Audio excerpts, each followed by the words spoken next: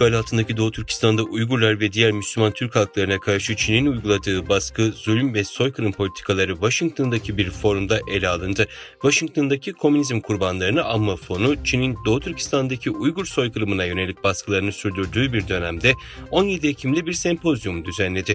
Toplantıda Çin'i sorumlu tutma konusu, Uygurların zorla çalıştırılmasını etkili bir şekilde engelleyen sonuçlar, karşılıklı zorluklar ve bunun çözümünün yolları tartışıldı. Komünizm kurbanlarını anma fonunun Pekin'in Uygurlara devam eden baskısı başlıklı sempozyumu 18 Ekim'de başlayan yıllık Çin Forumu'nun arifesinde düzenlendi. Toplantıdaki uzmanlar ve aktivistler Çin'in Uygurlara yönelik baskısındaki son değişiklik, Uygur zorla çalıştırmada yeni eğilim, tedarik zincirlerindeki zorluk ve Uygur soykırımını sona erdirmek için alınacak önlemler hakkında en son araştırmalarını, önerilerini ve taleplerini sundular. Çin Komünist Partisi siyasi büro üyelerinden oluşan bir heyet denetim adı altında Doğu Türkistan'ı ziyaret etti. Doğu Türkistan'da bir düzine ziyaretler düzenleyen Çinli yetkililer soykırım ve asimilasyon politikalarının daha da arttırılmasına vurgu yaparak ortaokul ve ilkokullarda mükemmel Çin geleneksel kültür eğitimi teşvik edilmelidir talimatı verdi.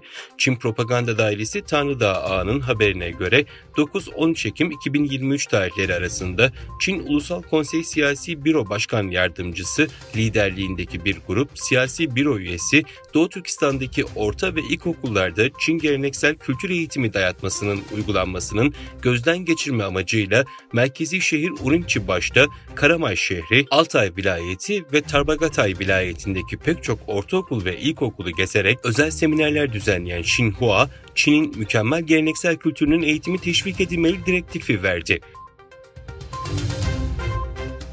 Rus enerji şirketi Gazprom'un başkanı Sibirya'nın gücü boru hattından Çin'e yönelik Rus gazı sevkiyatının bu yıl geçen yıla kıyasla %46,6 arttığını söyledi.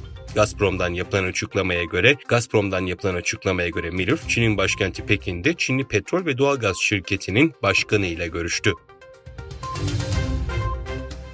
Pentagon'un Çin'in askeri ve güvenlik gelişmelerine ilişkin yıllık raporunda Pekin'in 2022'de nükleer genişlemesini sürdürdüğü kaydedildi. Raporda Savunma Bakanlığı Mayıs 2023 itibarıyla Çin'in 500'den fazla operasyonel nükleer savaş başlığına sahip olduğunu tahmin ediyor ve bir önceki tahminleri aşıyor ifadelerine yer verildi.